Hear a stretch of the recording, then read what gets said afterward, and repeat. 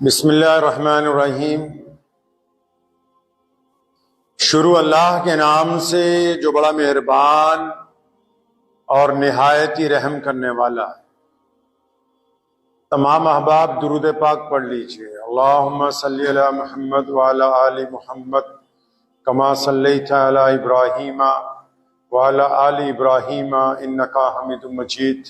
अल्लाहुम्मा बारिक अला मुहम्मद व अला आलि मुहम्मद कमा बारकता अला इब्राहीम व अला आलि इब्राहीम इन्नका हमीदुम मजीद। अल्लाह के प्यारे नबी जनाब मोहम्मद सल्लल्लाहु ताला अलैहि वसल्लम की ज़ात गिरामी ने इंसानों के तमाम मसाइल के हर एक पहलू के ऊपर रोशनी अता फरमाई। दीन इस्लाम में इनफरादी चीजों को, मतलब अकेले करने के कामों को ज्यादा तरजीह नहीं दी गई, बल्कि इंसानों में बराबरी के साथ इज्तिमाइयत पैदा करने को तरजीह दी। दीन का यह बड़ा अहम पहलू है और दुनिया ने भी इससे बहुत कुछ सीखा है। मुसलमानों ने भी और बाकी दुनिया के लोगों ने भी प्यारे नबी अलैहिस्सलातु वस्सलाम की इन तालीमात से बहुत कुछ हासिल किया। मिसाल के तौर पर आप नमाज पढ़ते हैं, जब आप अकेले नमाज पढ़ते हैं तो नमाज पढ़ने का सवाब मिलता है, लेकिन जब आप जमात के साथ नमाज पढ़ते हैं तो नमाज पढ़ने का भी सवाब मिलता है, जमात के साथ नमाज पढ़ने का भी सवाब। आप खाना खाते हैं, अपना पेट भर लेते हैं, लेकिन आप जब दस्तरखान पर इज्तिमाइयत के साथ खाना खाते हैं तो दूसरों को खिलाने का भी सवाब साथ। आप इनफरादी तौर पर कोई दीन का काम करते हैं, अपनी जात के लिए करते हैं, जब इज्तिमाई तौर पर करते हैं तो उसका फायदा दूसरों तक पहुंचता है। यानी हमारे नबी हजरत मोहम्मद रसूलुल्लाह सल्लल्लाहु अलैहि वसल्लम ने हमें यह तालीम दी है कि हमने मैं परस्ती छोड़ दी है, अपनी अना को छोड़ दिया है। नमाज में भी यही तालीम है। जब हम सजदा करते हैं, अल्लाह के हुजूर जब झुकते हैं ना, रुकू के बाद जब सर जमीन पर रखते हैं तो सबसे आला तरीन कलमा पढ़ते हैं, सुभान रब्बियल। मतलब इस बात का ऐलान करते हैं कि या अल्लाह, कायनात में मैं तो कुछ भी नहीं हूं, बंदा कुछ नहीं, मेरी ताकत कुछ नहीं, इस्तिताअत कुछ नहीं, हुस्न कुछ नहीं, पावर कुछ नहीं, जवानी कुछ नहीं, दौलत कुछ नहीं, सर भी जमीने न्यास तेरे आगे झुका दिए। और इस बात का ऐलान करता है सजदे में एक ईमान वाला कि पूरी कायनात में अगर सबसे आला तरीन कोई जात है तो अल्लाह करीम। आजिज़ी सिखाई नमाज में भी, इबादत में भी रसूलुल्लाह सल्लल्लाहु अलैहि वसल्लम ने हमको आजिज़ी सिखाई। और सिर्फ ये इसलिए थोड़ी कि नमाज में ही आजिज़ी करनी थी। हम लोग दीन पढ़ते हैं, आपने सुना होगा सहाबा में 10 सहाबी ऐसे हैं जिनको अशराए मुबश्शरा कहते हैं। मतलब उनको अल्लाह ने दुनिया में ही कह दिया, रसूलुल्लाह सल्लल्लाहु अलैहि वसल्लम ने दुनिया में बता दिया कि तुम जन्नत में जाओगे 100%।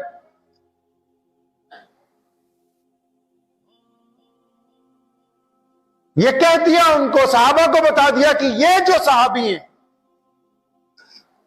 सैयदना अबू बकर सिद्दीक रज़ियल्लाहु ताला अन्हु, सैयदना उमर बिन खत्ताब रज़ियल्लाहु ताला अन्हु, सैयदना उस्मान ज़ुन्नूरैन रज़ियल्लाहु ताला अन्हु, सैयदना मौला अली करमुल्लाह वजह रज़ियल्लाहु ताला, सैयदना अबू बैदा बिन जर्राह रज़ियल्लाहु ताला अन्हु, जो 10 सहाबी हैं अशरा मुबश्शरा में। अब ये सिर्फ इसीलिए थोड़ी कहा कि ये जन्नत में जाएंगे जाएंगे, जन्नत में तो तमाम सहाबा ने जाना है, वो मासूम जमात है। अल्लाह ने उन सब के लिए रजामंदी का इजहार किया है। इन 10 उलुल आजम सहाबा की अजमत रसूलुल्लाह सल्लल्लाहु अलैहि वसल्लम ने इसलिए बयान की ताकि अपनी कौम को, अपने लोगों को ये बात भी साथ में समझ में आ जाए कि जब नबी अलैहिस्सलाम तुम्हारे दरमियान नहीं होंगे तो जिन 10 आदमियों का तुमने कहना मानना है, जिनके आगे चुप हो जाना है, जिनके फैसले को तस्लीम कर लेना है, वो ये लोग हैं। सैयदना अबू बकर सिद्दीक रज़ियल्लाहु तआला अन्हु को नबी अलैहिस्सलाम ने अपनी जिंदगी में, अपनी मौजूदगी में, नबी अलैहिस्सलाम ने किसी की इक्तदा में नमाज नहीं पढ़ी, वो इमामुल अंबिया है, उनके पीछे लोग नमाज पढ़ते हैं, लेकिन खुद नबी अलैहिस्सलाम तशरीफ फरमा हुए, सैयदना अबू बकर सिद्दीक को कहा अपने सामने की सहाबा को नमाज पढ़ाओ। उसका मतलब क्या है? उसका मतलब यह है कि जब नबी अलैहिस्सलातु वस्सलाम इस दुनिया में नहीं होंगे, पर्दा फरमा जाएंगे, तो अबू बकर की इताअत करना, फरमा बरदारी करना तुम्हारे सामने नमूना पेश किया गया। इताअत और फरमा बरदारी दीन का एक जुज है, एक जरूरी हिस्सा है हमारे मजहब का, और सिर्फ मजहब का ही नहीं, जिंदगी का भी हिस्सा है, घर के मामलात का हिस्सा है, कारोबार के मामलात का हिस्सा है। और सहाबा किराम रज़ियल्लाहु तआला अजमाइन तो इसके नमूने थे जीते जागते। आज से तकरीबन 1400 साल पहले की बात है, जब नबी अलैहिस्सलाम इस कायनात से पर्दा फरमा गए, तो जब मुसलमान निकले हैं मदीनतुल मुनव्वरा से पूरी दुनिया को फतह करने के लिए, तो जो सबसे फ्रंट लाइन पे थे, आगे आगे जो थे सबसे, उनमें सैयदना खालिद इब्ने वलीद रज़ियल्लाहु ताला अन्हु जर्नल थे, रसूलुल्लाह के चहेते साहबी, अशरा मुबशरा में।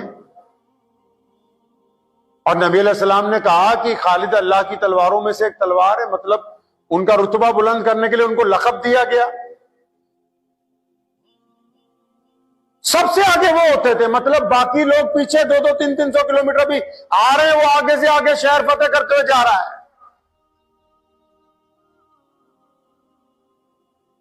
मदीने से जो निकले हैं तो पूरे जजीरे अरब में जो मुनकिर थे, बदमाश थे, जो गुंडे थे, जो औरतों पे जुल्म करते थे, जो बच्चों का कत्ल करते थे, जिन्होंने गरीबों को गुलाम बना के रखा हुआ था, उनकी हुकूमतों को रौंदते हुए खालिद इब्ने वलीद आगे बढ़ रहे थे।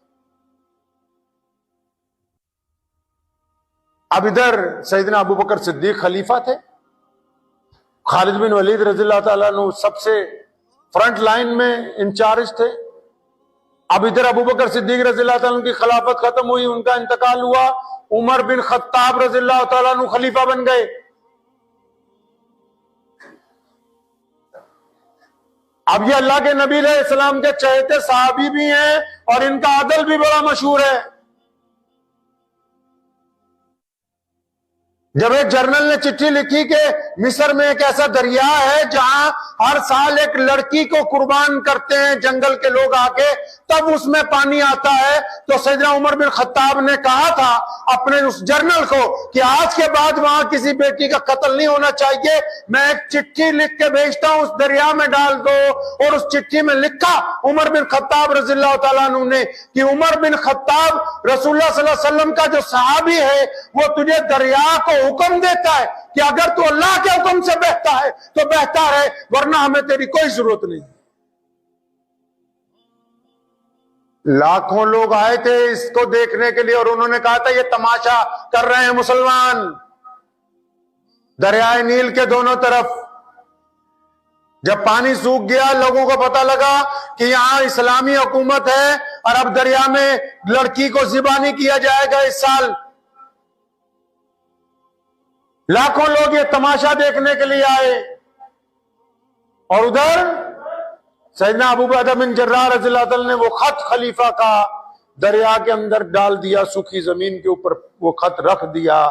रात गुजरी, फजर के वक्त जो दरिया में पानी आना शुरू हुआ है, आज 1400 साल गुजर गए दरियाए नील को, वो पानी जो है एक रत्ती कम नहीं हुआ।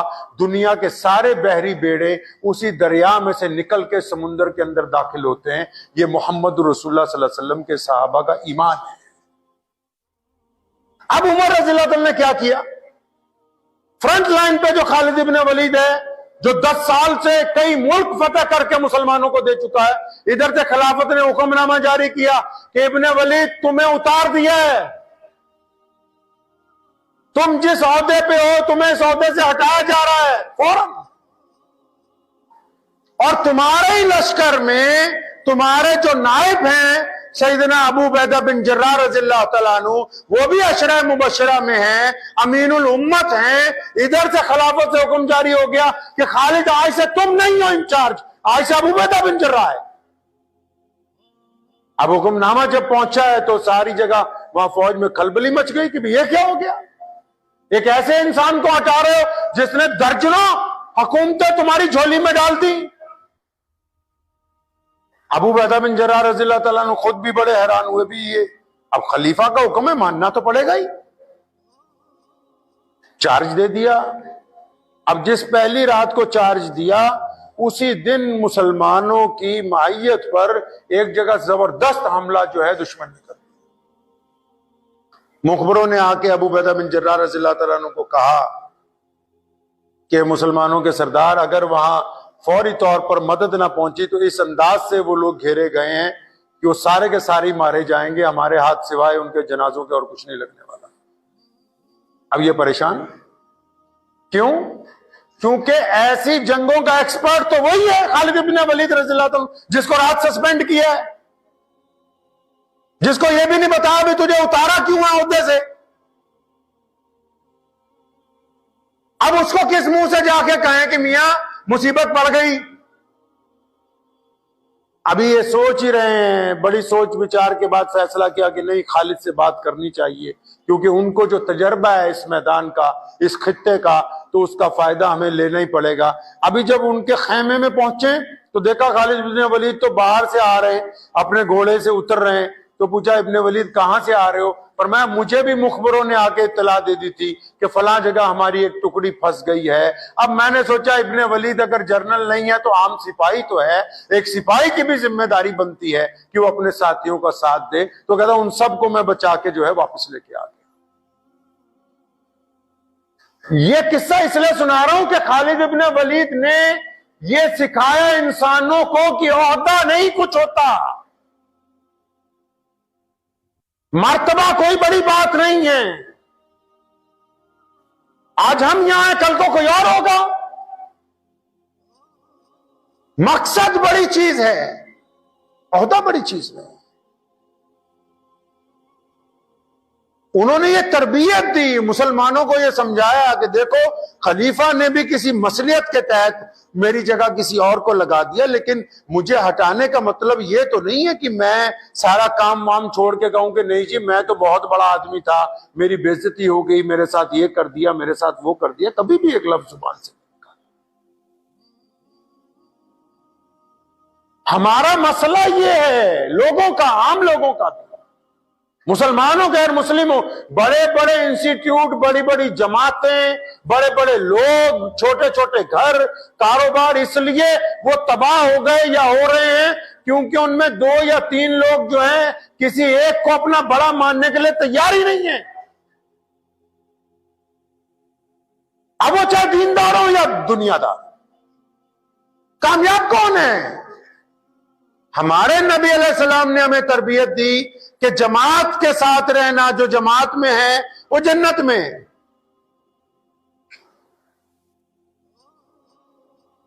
वरना ये इमाम के लिए जो जगह बनाई है मेंबर, अगर ये 4-5 मेंबर यहां बना देते, एक में सदर साहब खड़े हो जाते, एक में इमाम साहब खड़े हो जाते, एक में जनरल सेक्रेटरी खड़ा हो जाता, एक में मेंबर साहब खड़े हो जाते, एक में मुतवल्ली साहब खड़े हो। दीन सिर्फ नमाज पढ़ने के लिए थोड़ी है, समझने के लिए। जिंदगी के राज रखे हैं अल्लाह के अल्लाह ने इसमें। जिस तरह नमाज में एक इमाम की इक्तदा है, जो है किसी बात पर ना इत्तफाकी का इजहार करें, अलग अलग तरह की बोलियां बोले, तो जब उसके पास पहुंचे जो वो फैसला करे उसके आगे सर हमें तस्लीम कर देना चाहिए।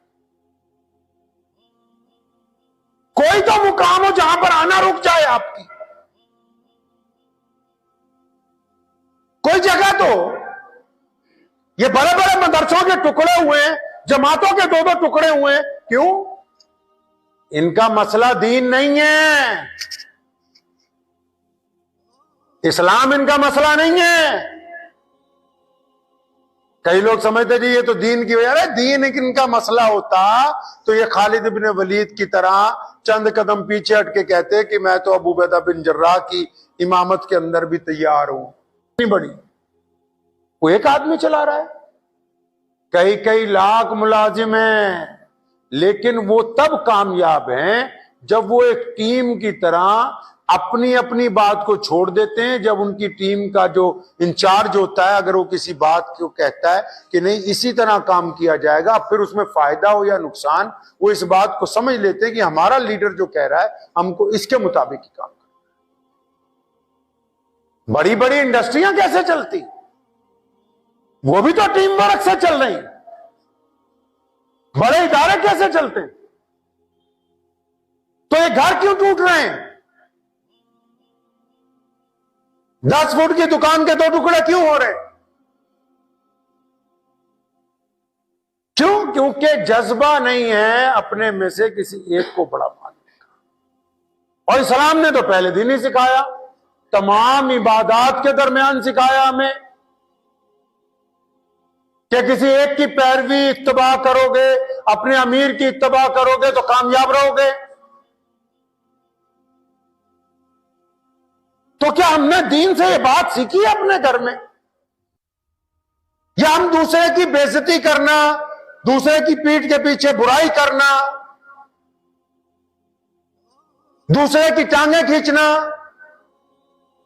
जबकि हमारे दीन ने हमें सिखाया कि अगर आप कोई अच्छाई का काम नहीं कर सकते तो किसी को धक्का भी मत मारो कि वो गिर जाए नीचे।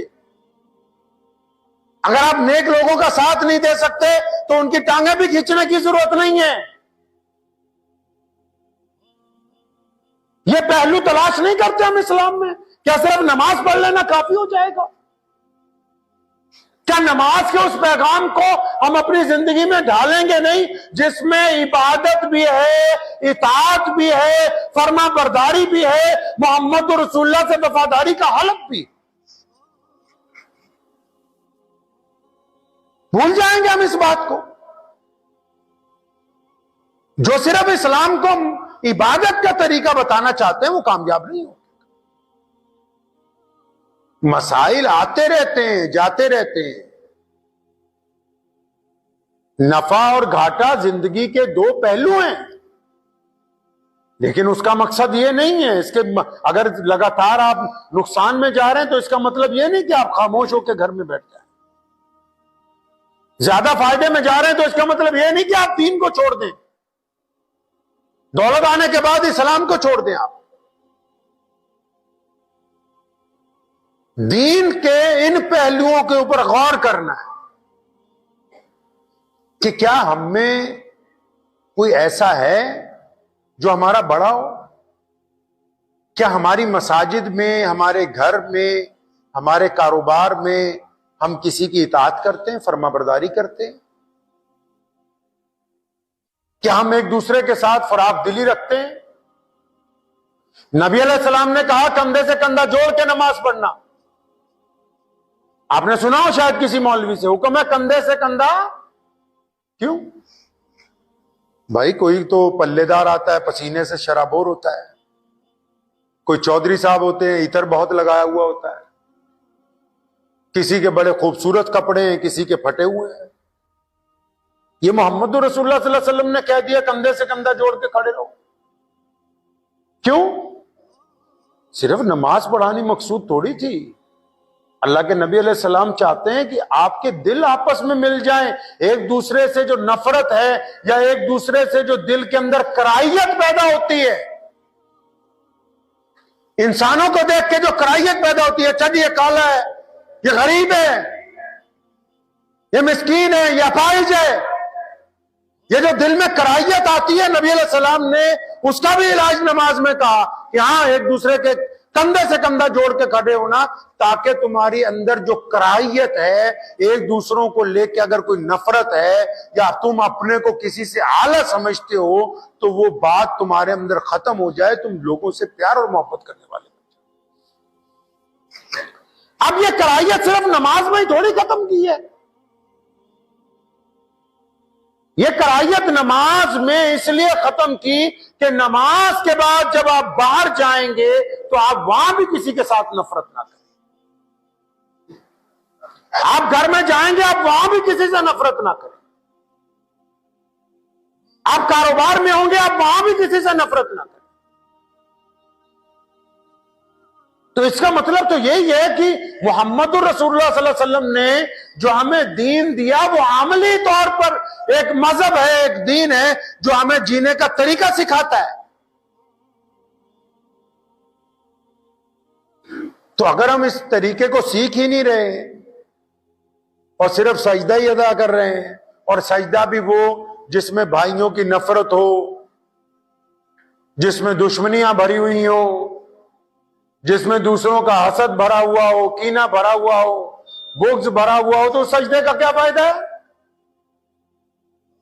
सजदा तो करवाया इसीलिए कि हमने इस बात को मान लिया कि हम फानी है, अल्लाह बाकी, हम कुछ नहीं, अल्लाह की जात सब कुछ। यह जुमा क्यों बनाया? घर पे भी नमाज पढ़ लेते। जुमे को इतनी अहमियत क्यों दी? ताकि हम एक दूसरे के दुख दर्द को बांट सकें। अगर कोई खुशी हो तो उसको भी एक दूसरे के दरमियान ले आ सके। कोई परेशान हाल हो, उसकी खबरगिरी कर सके।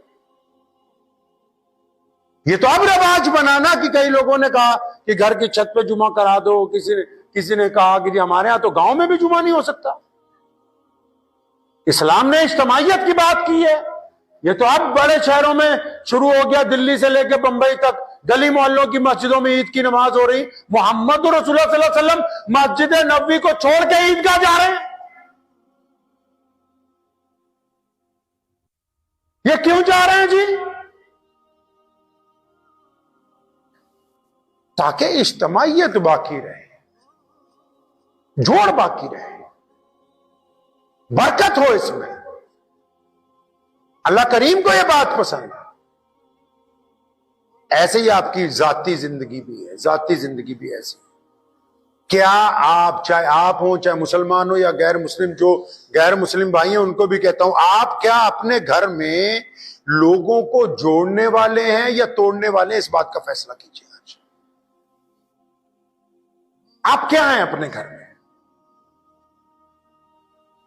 बड़े मसाइल तो बहुत दूर की बात है। अभी आपकी अपने घर में क्या पोजीशन है? आप भाइयों में नफरत डालते हैं, आप बच्चों से बदतमीजी करते हैं, आप किसी अपने घर के फर्द के खिलाफ साजिश करते हैं, आप कोई जादू करते हैं, आप कोई सैर करते हैं, आप किसी के पीठ के पीछे गालियां देते हैं। आपकी घर में क्या हैसियत है? अपने दिल से पूछिए, आपका दिल आपको झूठ नहीं बोलेगा। ले दे के यही एक चीज है पूरे जिस्म में। आप जुबान से जितना मर्जी झूठ बोलते रहे, चेहरे जैसे मर्जी बना लें, जब आप बिस्तर पर लेट के अकेले इसको पूछोगे, ये झूठ नहीं बोलेगा कभी। अपने ज़मीर से पूछे ना पहले कि हमारी घर में क्या पोजीशन है। अगर आप घर में जोड़ने वाले हैं, आपका दिल बड़ा है, आप दूसरों पे खर्च करने वाले हैं, आप गलतियों को नजरअंदाज करने वाले हैं, आप माफ करने वाले हैं, तो इसका मतलब आप एक नेक इंसान है, अल्लाह उसके रसूल के महबूब बंदे हैं आप। फिर आपकी इबादत गाह में आपकी क्या पोजीशन? जिस इबादत गाह में आप इबादत करने जाते हैं, वहां आप किस नाम से जाने जाते हैं? फितनेबाज के नाम से जाने जाते हैं, उंगलीबाज के नाम से जाने जाते हैं, या किसी के साथ खाना खिलाने वालों के नाम से जाने जाते हैं? आप वहां किस नाम से जाने जाते हैं अपनी मस्जिद में? वहां लोग क्या कहते हैं आपको? कारोबार में आपकी पहचान क्या है? क्या वक्त पे पेमेंट देने वाले की तौर पर पहचाने जाते हैं, या लोगों का माल लेके 8-8 महीने तारीखें डालने वालों के नाम में आपकी पहचान है? क्या पहचान है कारोबार में आपकी? आप माल लेके उसी वक्त अदायगी करते हैं, या माल लेने के बाद माल वालों को जलील करते हैं 1-1 साल के लिए? आपकी पहचान क्या है कारोबार में, पता लगे। अपनी पहचान के औसाफ तो मुकर्रर करने हैं ना हमें। नबी अलैहिस्सलाम ने हमें जो दीन दिया कायनात में, आज इस्लाम सबसे बड़ा मजहब है। बहुत लोग इस्लाम के पीछे लगे हुए हैं, कोई इस तरह बुराई करना चाहता है सोशल मीडिया में, कोई उस तरह। इसी से अंदाजा लगा लो कि जो इतना बड़ा दीन है, जिसकी मुखालफत में बहुत सारे लोगों को रात को नींद नहीं आती, उस दीन की खूबियां कितनी होंगी कि इतने मुखालिफों के बावजूद इस्लाम आज कायनात का सबसे बड़ा मजहब बन के आ गया है। इस्लाम को, दीन को, अपने नबी अलैहिस्सलाम की सीरत को समझिए।